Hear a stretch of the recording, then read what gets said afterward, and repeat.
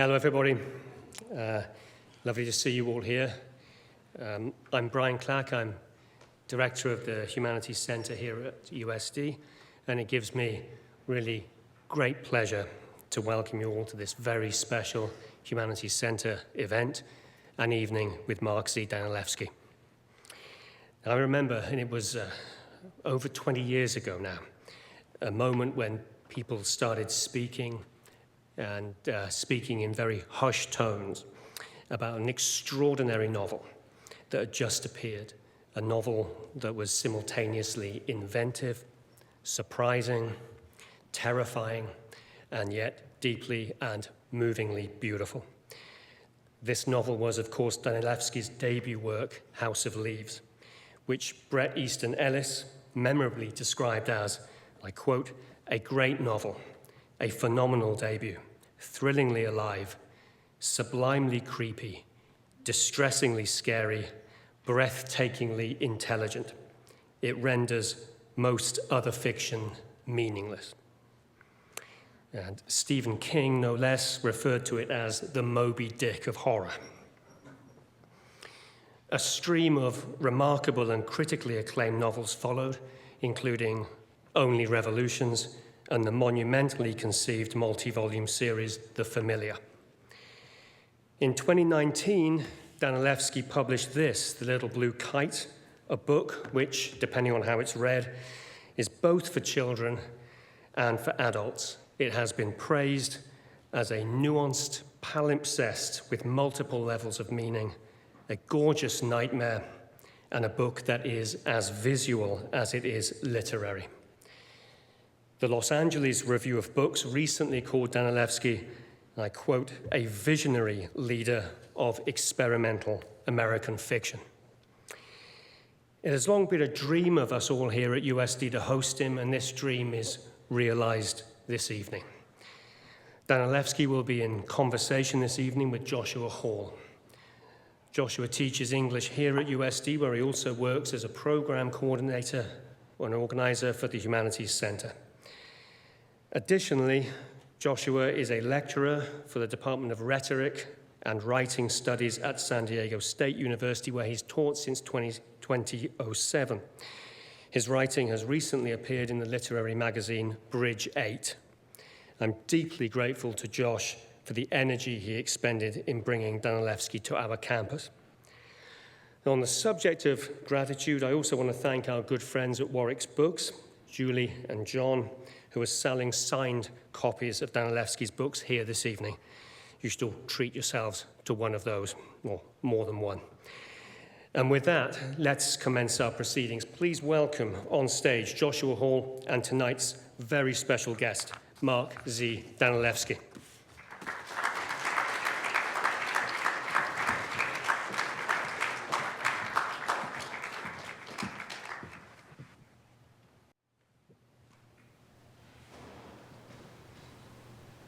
Welcome, everyone. And Mark, welcome to the University of San Diego. It's nice to be here. So tonight, I wanted to do a look at the past, the present, and the future. And I wanted to start in a specific moment in the past and see if we can find our way back. So in 2004, I was a student in Larry McCaffrey's class, and we were reading House of Leaves. We spent a month on the novel, at the end of which you came to give a talk to the class. After that class, a few students were invited out to dinner, and we went out to Ocean Beach, and we had a wonderful meal, and then we walked on the pier with you. And a few of our responses from that conversation ended up in Only Revolutions. So my question is, we're talking about the Little Blue Kite tonight. Obviously, I want to get there, but there's a specific moment, if I could hand this to you, that I want to start at on your signature page, where you sign, that will take us back to 2004. And I'd like to talk about the body of your work and how we got here.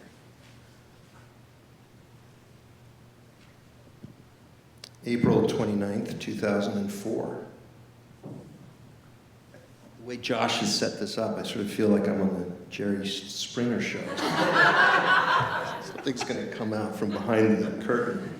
Now we're going to stay with that night a little longer, Mark. There's another comment made, a photograph taken. Here we go. Dear Josh, here, there, and everywhere for you. Fondest regards. So that signature was in response to a question I had asked you about your Beatles and Stones references throughout House of Leaves. So with that as a starting point, can we find our way to the present? I think so. Okay. I think so, definitely. I mean, we were definitely talking about Only Revolutions in regards to what I'd written there. And yeah, it seems like a long, long time ago. But then again, 2 years seems like a long, long time ago. So what would you like me to expound on? Beatles and Rolling Stones? I'd like to plot the course of House of Leaves as a starting point. This is 2004, 4 years after the novel was published. It's to wide acclaim.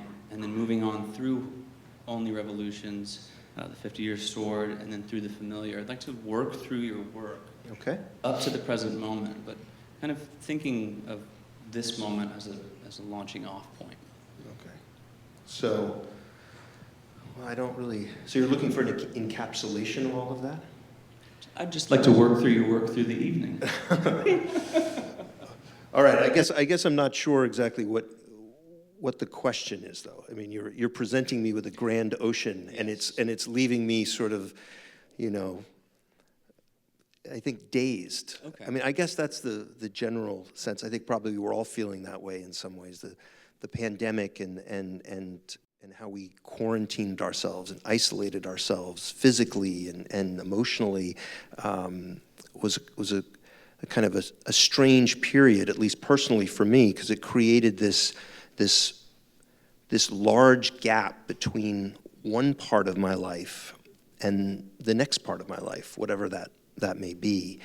And it kind of, I don't know, enveloped in gossamer in some ways this book. I mean, I've joked in the past, but it's I think it's a fairly truthful joke that in many ways this is a kid of mine, and this kid has grown up and created relationships with many people over the years and had very intimate conversations and meaningful transformations. And the last thing that this kid and this kid's friends want is dad hanging around. And so I think in some ways I stand no longer even beside this book, but quite a distance from it. I mean, you have to remember I was writing this, almost 30 years ago, and it came out 22 years ago, and that's a generation away. So it's a very sort of distant hallway. Nonetheless, it's always present in my life as well. And then the subsequent books that followed it. So when you refer to House of Leaves as a kid, this is something that we focus on a lot when I teach House of Leaves in my classes, the family dynamics, and especially the presence of orphans. And I've noticed this as a prominent theme throughout the works, right? Where you see like House of Leaves is this very dysfunctional family in a lot of ways. Haley and Sam, when we move to Only Revolutions, don't have family, they only have each other. As you move through to The Familiar, that seems like the Xanther story seems much more like somewhat of a healthy family in some sense. I'm wondering if you could talk about the trajectory of family dynamics, and especially I'm very interested in this question of orphans and just those without guidance or structure or something like that, and how you write them into the books. This is such a prominent theme. You know, I wonder if it's more of a literary theme in some ways of how we separate ourselves from our origins in a way, that there's a desire to orphan ourselves, and to not be too kind of encased in sort of familial traditions, rhetoric, and whatnot. But at the same time, not in doing so, then there's kind of a longing for that, familial element. And so, the Davidsons in House of Leaves are very much a family, for all their distances and their provocations, they are still bound together. And no matter what intrudes, how great that abyss is, their goal is to overcome it. Sam and Haley, and then Johnny Truant feels very much the orphan, right? He is orphaned by his circumstances, by his, the legacy of his parents that have died, and he's trying to find his own language. And so certainly that's something that we see. We're curious about, why Johnny would write he should have OF instead of HAVE. But we also start to realize is that through the course of the book, his vocabulary has intensified, and his grammar as well has become more sophisticated. And it's not so much that he's learning it, which he is, but he's also resurrecting the very powerful voice that instructed him via her letters, which is his mother, who was basically consigned to this attic, if you will, a metaphoric attic. And how we all do that in a way. We as much as we find our speech our own, we inherit that speech. And so how do we create that speech into something that personifies who we are in the particular, not in the general? In Only Revolutions, there's a very direct kind of fall away from the parental palace. They're two 16-year-olds and they're on the run. They don't even mention family. They don't mention progenitors. They want to be unto themselves, just madly in love and part of the landscape. And so it's an excellent observation. And then, of course, the 50-Year Sword, you have quite literally 5 orphans, and how are they placing themselves in relation to the narrative? I mean, I'm kind of puzzling through this observation right now, and it's kind of wonderful in a way. I mean, not wonderful in terms of my books, but wonderful in terms of just that notion of how often we kind of separate ourselves, and how maybe it's even more American literature in some ways. Ishmael is the orphan, in Moby Dick, and he's kind of orphaned at the very end, and it requires the Rachel, I think, right, to pick him up. And so I think there is, again, in that sense, a kind of that desire for independence, and at the same time the cost for independence. We want to be free of our influences, and yet at the same time, in falling away from that, we then long for them and try to kind of reassert them in a way. And but I think that's part of the struggle, is how we negotiate those boundaries and those distances, and where do we want them to be permeable and where do we not want them to be permeable. And that's literally played out in the last 2 years as we've had to create barriers over our expressions, over our speech. We have to remove them at times, to better communicate who we are. But in doing so, we risk, our health, our friends' health, and whatnot. And so there's a quite literal boundary, almost like the mask is a kind of page, if you will, that's unwritten upon, and even worse, it has a kind of writing on it that speaks differently in different circumstances. You can be in one arena and it's no problem. You can be in another arena where people will greet it with great hostility, And so how do we write upon this page that is on our face the name of who we are, the voice of who we are, and how can we be part of something and at the same time separate from something? I mean, it seems like a conversation that books should be invested in some ways. They should at least wrestle with it. Whether there's a resolution to that, I don't know. So you're comment about masks and narrative and their ability to communicate something reminded me of a chat conversation that we were in another preparation for another iteration of this event, which had been canceled. I remember a specific comment.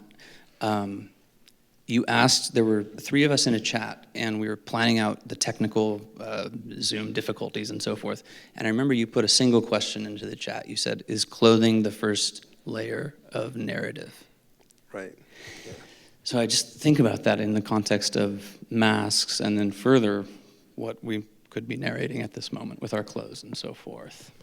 Well, yes, in terms of layers, right, and how it's, what is the, that is certainly one vocabulary set that needs to be examined, acquired. Certainly how our sense of style has been altered in the last couple of years. And it recalls a book by Stephen Greenblatt called The Renaissance, the Art of Self-Fashioning. The Renaissance and the Art of Self-Fashioning. And I have not thought of this book in probably 30 years. And I remember I was dragging it around Europe. I had no money whatsoever, and I had this book that I was reading and underlining. I had a couple of others, and it was sort of a wonderful examination, analysis of how the self is fashioned, but in all senses, and certainly clothes is part of it. And it's so, once again, it becomes part of our vocabulary. And I think as, artists in whatever field, you have to begin you have to be aware of how all of these aspects exist, and then begin to focus in on those that matter the most to you, that somehow become your language in a way. And that's a really long-winded answer that is a non-answer, and maybe Josh was just saying he didn't like the way I was dressed. I love the way you're dressed, Mark. So as we move through, let's say from House of Leaves, the 50-Year Sword, Only Revolutions, and then to the familiar, sticking with this theme of family again, I've noticed that something that never seems to leave your work is fear. Mm-hmm. It seems to be prevalent in everything I've read that you've done. And I wonder if you could speak to the sort of source of the fear that haunts some of these novels. Well, I guess, I approach it from the perspective that everyone's afraid, and often you can ask someone, are you afraid, and they'll say no, and that level of denial, that inability to admit that there's fear, has always fascinated me. It's as if by saying that you're afraid, you grant that fear the command of who you are. And I suppose that for some people it can act that way, like the admission of who you are verbally will suddenly appropriate who you are actively. And yet at the same time, I think by facing the fact that you're afraid, or that you are experiencing these emotions, is a way of stepping aside from their consequences, so that you don't have to act on that. You're listening. Of course you're afraid, of course this is a challenging situation. Of course it's hard. And that can tell you so much. It can tell you so much about who you are, and enable you to accomplish so much. I was talking just yesterday with someone who I'd seen only once. It was a sort of outdoor birthday party gathering, and he's been writing a book on the LA jazz scene, and he's been wrestling with it. Now I'm in the middle of a new book, and I'm in the midst of the second draft, and I'm wrestling with that. And he was very eloquent in describing just, how difficult it was. And he was also telling me this in a way to say that the book he was writing was vastly different from anything that I wrote, and therefore that experience should be unique. And of course, in some ways it is. But the point is that when you feel that you're in that place where it's terrifying, where it's eating at you, it's beating you up, it's terrifying you, then you know you're in the middle of writing something that matters. I mean, and it doesn't have to be an 800-page book or a nonfiction essay, or it can be a 5-line poem. But if you write all of that without that sensation, then you haven't entered the crucible. You haven't entered that place where creation occurs. And I think a lot of the time people don't realize, if they can't admit that they're afraid, they're just say, oh, I'm tired, or I'm not inspired, or I have other things that are going on that prohibit me from finishing this book or this essay or this poem or this thought even. And whereas if you can allow yourself to recognize that there is something scary here, then suddenly you're free to really face the consequences of that fear and become the writer or creator that you are capable of becoming. And so I think that remains something for me, I think probably even in the present book, now that I think about it. This kind of notion that by facing these fears, and literature is such a grand place to do it, you can overcome those barriers and really, fulfill yourself, become the fulfillment of yourself, excuse me. I don't know if it's fulfilling, but you become the fulfillment of yourself. Yeah. So I'm dying to ask you about your new work. You can ask. I probably won't share very much, but I Okay. can tell you a little, I can give you at least the shadow around that. Would you like that? We would love the shadow. There. I wrote the first draft in 2020. So I pretty much started when the quarantine started. Now, it had deep roots. It's something I'd been thinking about for a long time. And the first draft is always, it's hard, but it's a pleasure. You're making things up. For writers in the audience, never get caught up on the first page. It's the greatest mistake. There's a sense that the first line or the first page will somehow predetermine the rest of your book, and that's just not true. I think I'm throwing out 30 or 40 pages from the beginning. It's irrelevant. But the point is to write and write and write. Now, by the time I finished this, it took me about a year.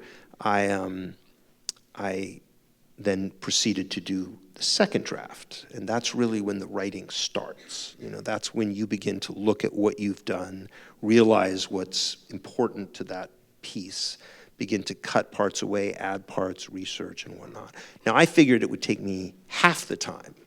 In fact, it's taking me twice the time. So we're, went through a year, and I think I got about 3/5 of the way. And now, as of pretty much today, I've finished what I'm calling roughly the fourth act. And the hardship is that by the time I finish the second draft, I already know that it requires a third draft before anyone can read it. And it becomes, it just becomes incredibly more difficult and terrifying. It's like experiencing a vertigo. It's like it's climbing a huge mountain. And that first draft, you feel like you're in the mountains, but really you're just walking through the meadows and the foothills that are approaching this huge massive that will sort of begin to envelop you. And by the second draft, where I'm now, you're sort of emerging through the trees, and you're getting a hint of just how steep and rocky and vertical and dangerous the crags are ahead. And maybe I don't know if I've even glimpsed yet the summit.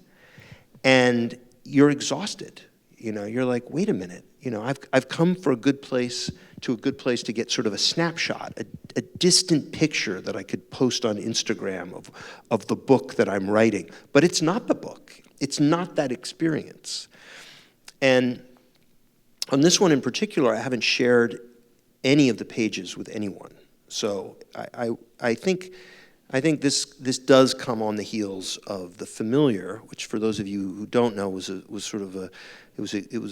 intended to be 27 volumes long, and we ultimately published 5 volumes in about 2.5 years. And so that's 880-page volumes that were published every 6 months. And it was constant work, but it also involved a small team of people at the Atelier Z, which is where there were a lot of people working, but also distantly different countries helping with translations and whatnot. And so there was this wonderful sort of back and forth as certain sequences were shared to help kind of work through the details.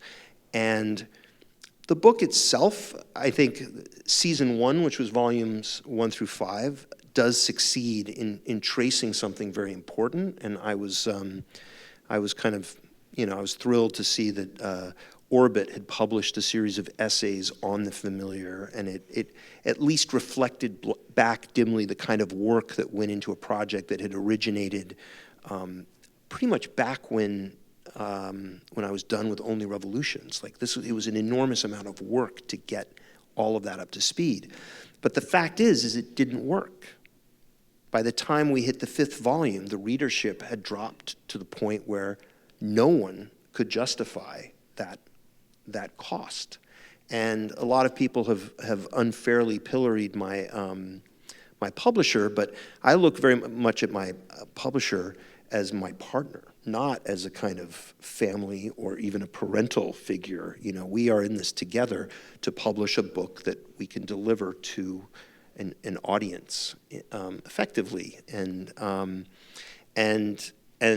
so whatever the reasons are, that book, like a television show that doesn't move beyond a season, did not succeed. But it was a tremendous experience, a tremendous learning experience for me, but it was a failure. And that was hard for me to admit. I was afraid to have to say that, and even now I'm kind of afraid to have to say that, honestly, of did it fail? Now, I do have another conversation in my head that says, well, it succeeded a lot, it did a lot, it worked in this way. But in terms of reaching that entire story arc, the development of all those themes, that was made impossible. And so what happens? And what I realized for this next book was that I had to do this by myself.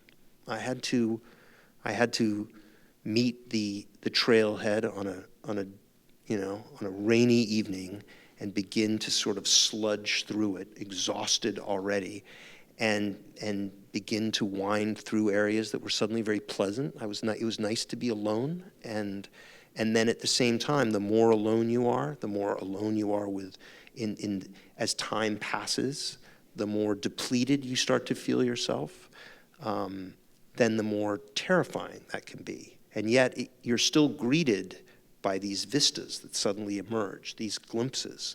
And so while it's nothing to do with the familiar, you realize that certain themes do begin to rise up, but they're clothed differently, You recognize them, and you go, you don't look how I thought you were supposed to look, You're not that little girl with a little white cat. You're something else, and yet I recognize you, You're familiar.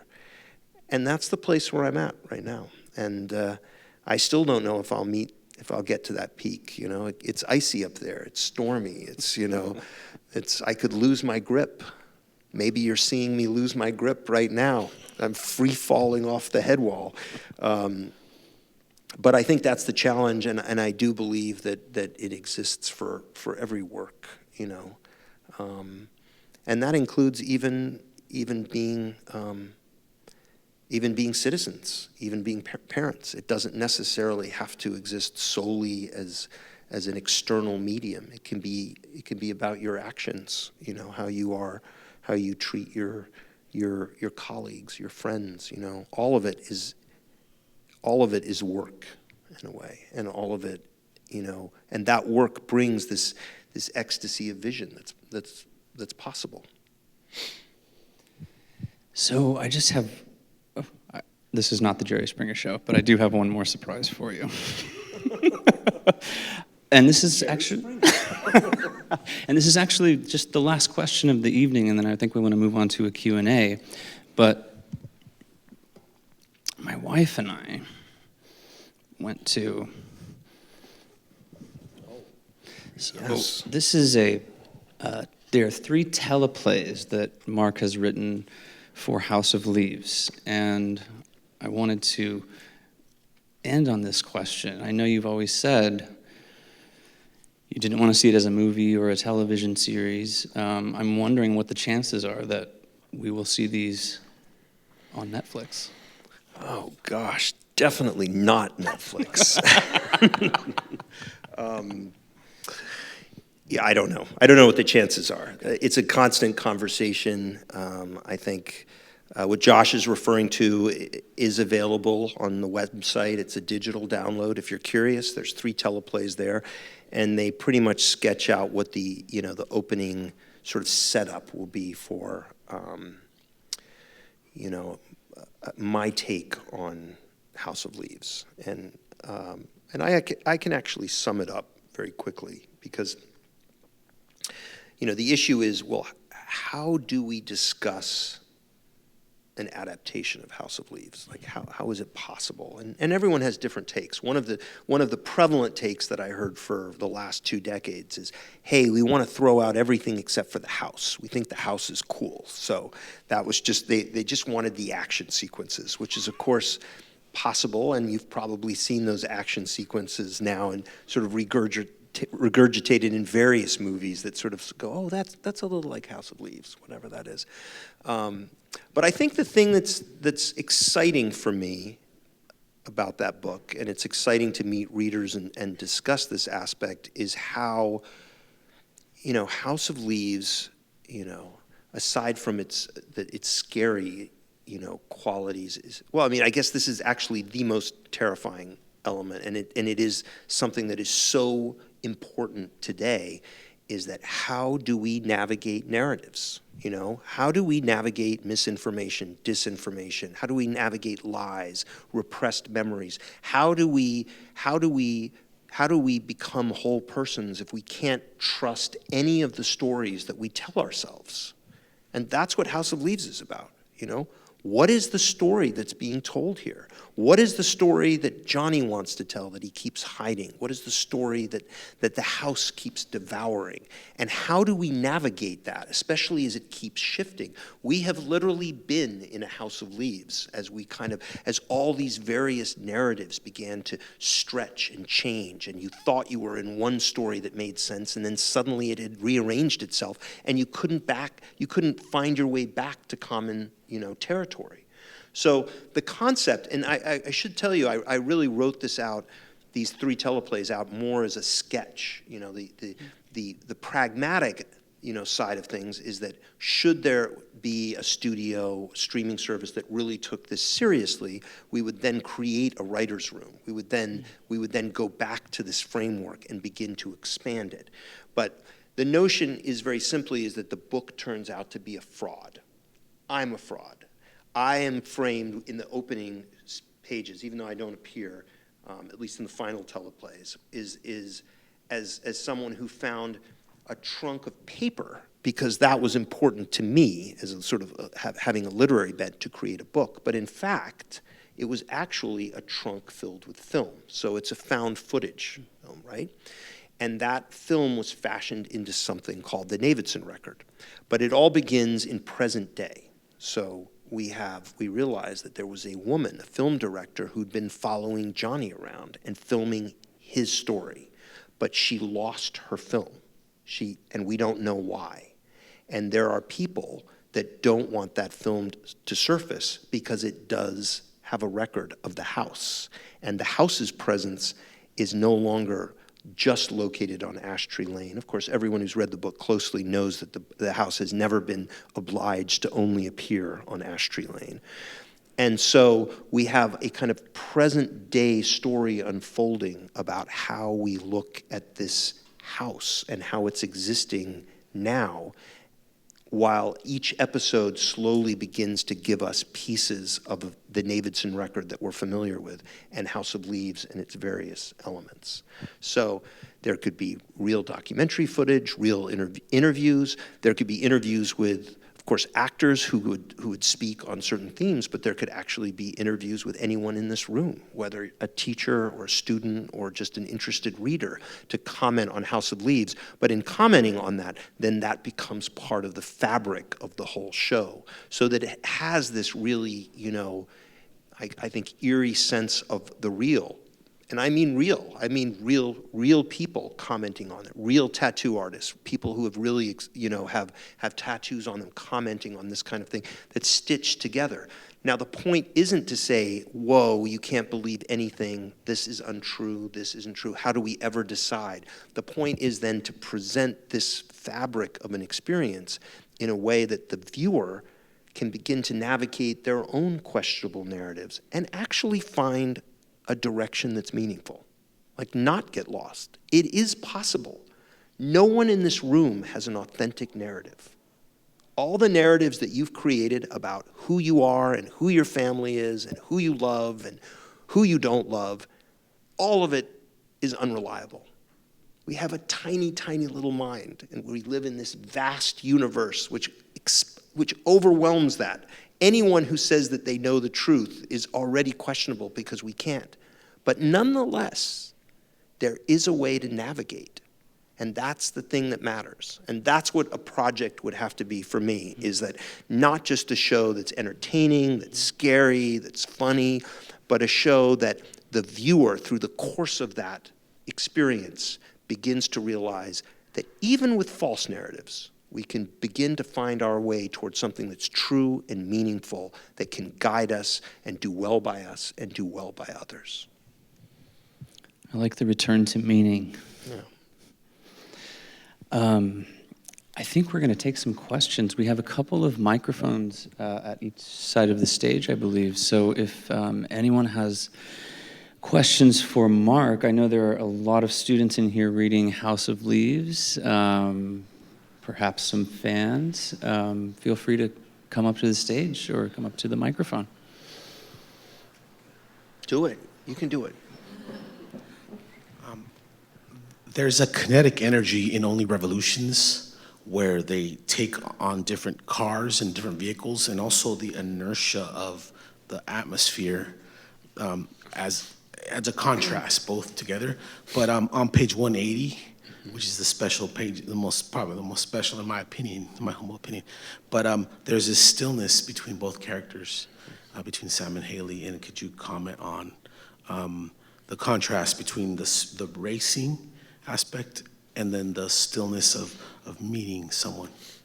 Yeah, I mean, it's so Only Revolutions, for those of you who don't know, it's a novel about two kids, Sam and Haley, who are 16 years old, and in the course of their 4-month road trip through the United States, they travel through 200 years of history, and as they move through time, they acquire the vocabularies, the vernaculars of those decades. But the way it's told is it's told from either side of the book. So the first page of Sam is the very last page of Haley. And there's exactly 360 pages, so I know exactly what page he's talking about. There's 360 words per page, 36 lines per page, and they cross-rhyme across not only decades but centuries, and they tell this story of basically their ego trip, if you will. I mean, the first page is dominated by the big ego of Sam, or on the other side, the big ego of Haley, but that first page is also the last page for the other, and it's much smaller.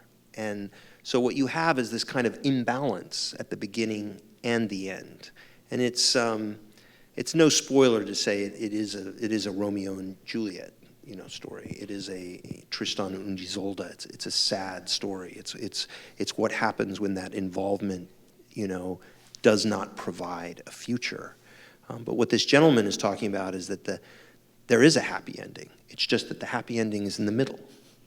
And it's exactly at that moment where they take up exactly the same amount on the page, the same size of letters, the same vocabulary begins to sort of cross-hatch and speak to each other, and they do find that connection. And we all are geared towards the end by the narratives that we read, and we like that ending, whether it's the punchline of a joke, or it's just something that's moving, like the questionable ending of Bridgerton season 2. But the fact is that as we've all gotten older and begun to really experience life, we understand that that so often that happy ending is really in the middle. The ending gets rough. We know that. Sometimes it's quick, but the ending is hard. And we, as you head towards that, you realize, like, wow, I never realized those years right there, or those days, or that moment had that stillness. And I think, thank you for bringing that up. I mean, it's a book that's it's very close to my heart, always. And it does speak to that moment. If nothing else, just as a reminder to the reader that there can be the center of the storm, if you will, where there is a stillness and awareness despite this gyre that hurls us through the universe. Hi. Hey. Yes. This is a very cool moment for me. In 2006, my girlfriend and I were in Cusco, Peru, and we were supposed to be exploring the city and checking out Machu Picchu and stuff. And instead, we were sitting in a cafe reading House of Leaves and just unable to get out of this cafe to go see the city.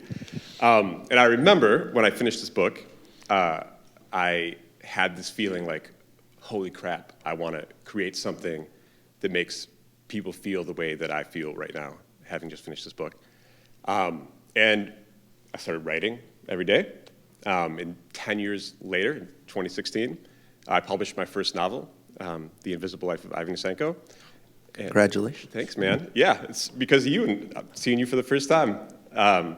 So I just wanted to share that first. And second, my question is, having been through the process a couple times now of writing books, I would love to know, what was the vision for House of Leaves when you first started, and how did that evolve as you wrote the book into this? Because, I've never had, I think hopefully I conveyed that in regards to the book I'm working on now. I've never had that experience of a clear vision of what I'm going to write. And I don't know if that exists. I think there are probably some people, especially for shorter works, that can write it in their head, but I think there's still the same kind of steps of discovering what it is exactly that they're going to write. So it is really a feeling. It's a kind of, it's desire, it's ambition, it's fear, it's probably more than anything, it's curiosity, right? It's something is going on inside of me. There's something that I need to tell, but I can't tell it. And I think we've probably all had that experience where we sit down with our parents and we have a conversation. Oh, it's a great conversation. And then we leave and we're like, but it's not the conversation I want to have. It's the conversation about what we're going to do on our family vacation or on our holiday, So then you have some friends and you talk to them, and it's a great conversation, but it leaves something out, and you start to realize that maybe there isn't anyone that you can have that conversation with, and it's not their fault. You can go to a therapist. You can sit on a therapist's couch. I recommend it, by the way. It's a great experience, highly necessary. But you're not going to get that conversation either. And yet you feel that there's this important thing, and it's profound. It's the real deal. It's not something I have. I just happen to write something that got published. Everyone has that experience of the voice. It's the voice that moves through you, and it's not your own. And you're like, what is it? It's the voice that talks through a bush that's burning in the desert, through a pillar of fire. It's something. And it's terrifying. And most people don't want to face it. But if you are brave enough and you begin to say, hey, I want to talk with you. I want to have that conversation. That's where it starts. And that's when you begin to write. You begin to create. Because you're listening to something that's way beyond who you are. And that's what I did with House of Leaves. I do joke often. I said, there are times when you feel you're talking with the stars, but most of the time, you just feel like you're talking at the stars. It's grueling. But I just wrote every day.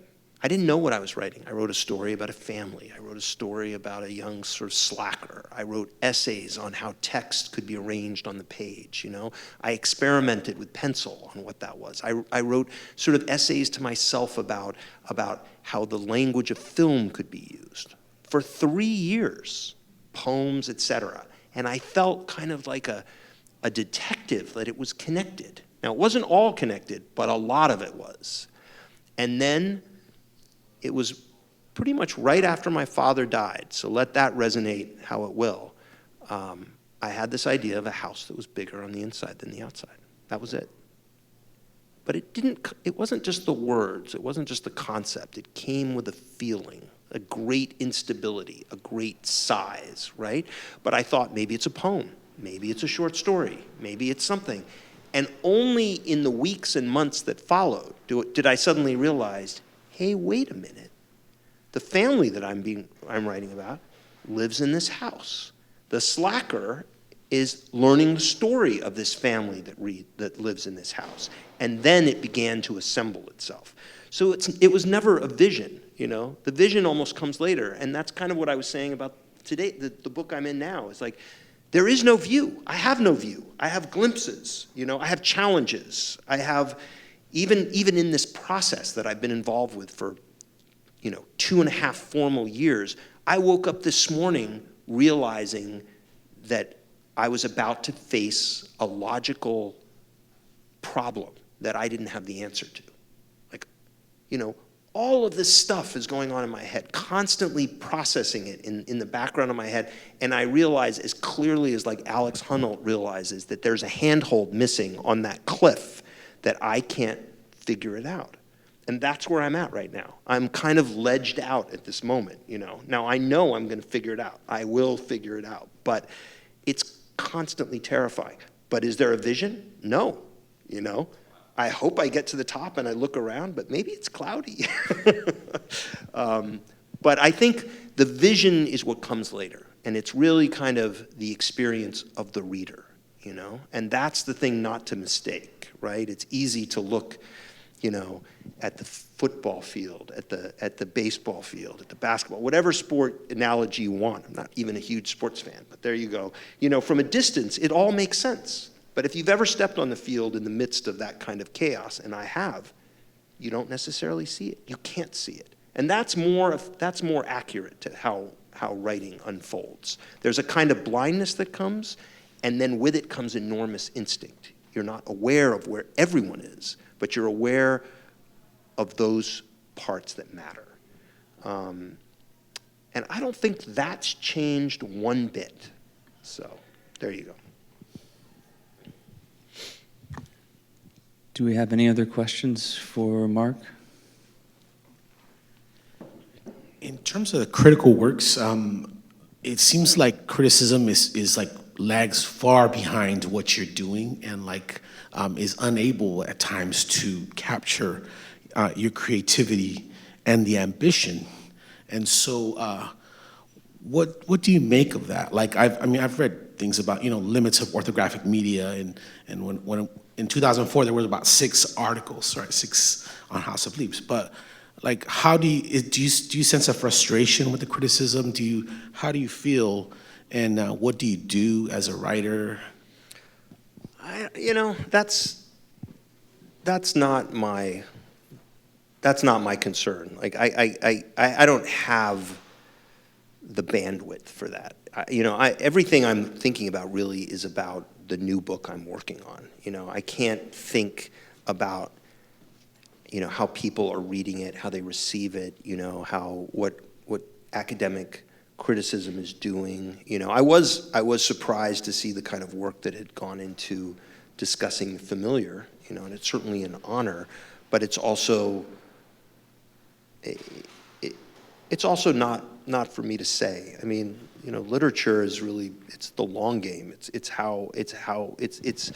the low frequency song, that moves through things. So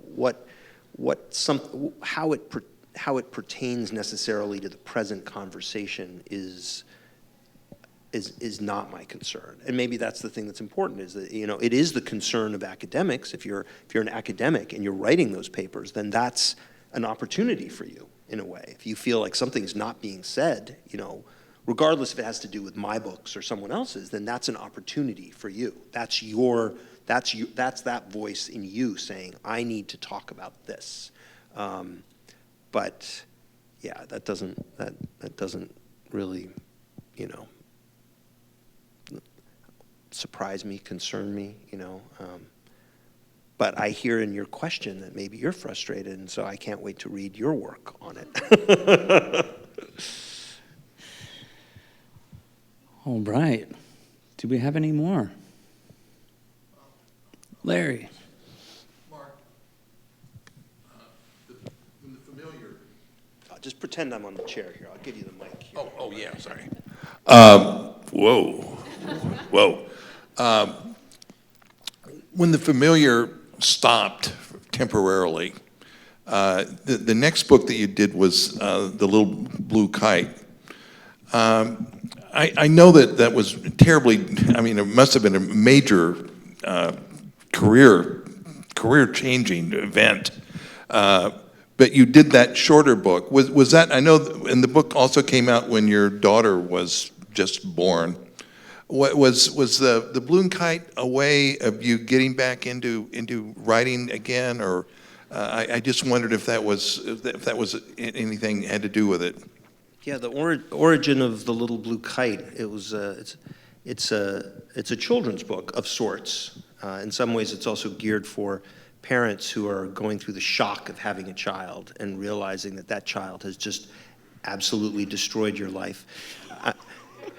It's a questionable thing for me to vocalize here, since my daughter is actually in the audience and she's probably understanding that. But I think, knowing her to be the little warrior that she is, she's kind of proud that she destroyed daddy's life and mommy's life, because it's in the reassembly of that life that new things are, revealed.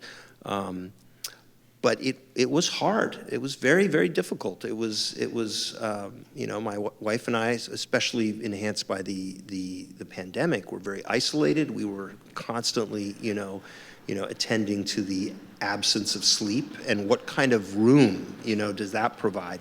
There was a kind of an epiphany of that I'd had this notion of, someone's flying the kite and then lets go of the kite, only to realize that they are the kite and that they aren't the one holding the kite. So in some ways, maybe that is kind of a vision, but I had no idea what that story was going to be like.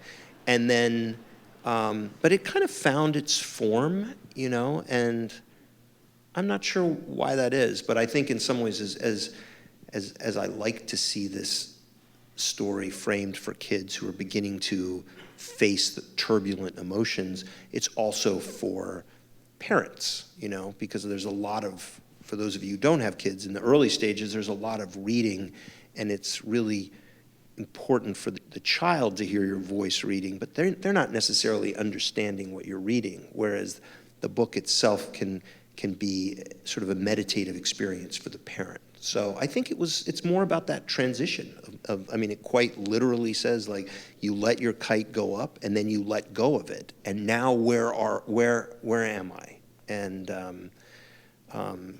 it seems a lot easier than climbing that rugged mountain that I keep alluding to. But yeah, it was, I think, look, the absolute, there is no absolute truth in this regard, but the truth is like the Little Blue Kite, for better or worse, enabled me to write what I'm writing now, you know, and I think that's probably kind of an, you know, for the scholars in the room, it is kind of an interesting question of like looking at those, you know, transitional works in a way. You know, it's like focusing on like not necessarily the grand book, but like what about the books that enabled an author to move from one place to another? That feels very transitional. The 50-Year Sword feels like a transitional work. It's kind of a work that enabled me to get to a place. I'm trying to think of sort of examples of that. And I guess Ulysses is a transitional book between Portrait of an Artist and Finnegan's Wake. That's a very bad joke. But you know, the smaller works that lurk in between that allow, you know, an author or an artist to pivot, you know. And so I think in some ways it has to be the most unconscious book I wrote, even though it took a long time, because there was just such a lack of sleep. And it was also similar to The Familiar in that I worked on it with my wife, you know. I mean, my wife was responsible for, you know, the beautiful graphics and layering, and while I was involved in that process, it wasn't purely she did the graphics and I did the words. It